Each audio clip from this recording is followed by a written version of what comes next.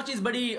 Discuss हो रही है, वो है मफरूर मुलजिम, इश्तिहारी मुलजिम इसहाक डार, जो नवाज शरीफ के समधी हैं, जो नवाज शरीफ के बेटे हसन और हुसैन की तरह मुल्क से भागे हुए हैं, जो पाकिस्तान वापस नहीं आ रहे, जिनको पाकिस्तान में इदारे ढूंढ रहे हैं, पाकिस्तान के इदारे उनको वापस लाना चाहते हैं। पाकिस्तान के इदारों को मतलूब इश्तिहारी मुलजिम जिसने पाकिस्तान की मुईशत को तबाह बर्बाद किया, वो आज बैठ के टीवी पे जो है वो मशवरे दे रहे हैं कि मुईशत को कैसे बेहतर किया जा सकता है।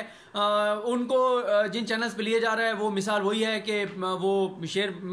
मुझे याद नहीं आ रहा, लेकिन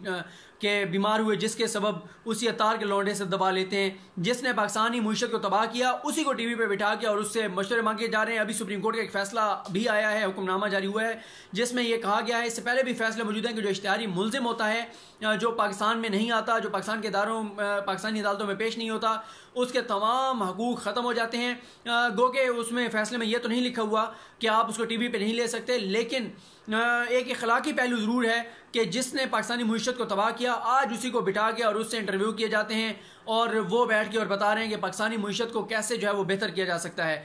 फिर पिछली वीडियो के कमेंट्स में कुछ दोस्त ये पूछ रहे थे। अच्छा, मैं एक और बात आपको बता दूं, आप ये देखें कि एकदम इसहाक डार जो है वो बहुत सारे चैनलों पे आने लगे हैं, बिल्कुल उसी तरह जैसे आपने देखा था कि जब PKLI वाला इशू हुआ था उसके हवाले से सुप्रीम कोर्ट ने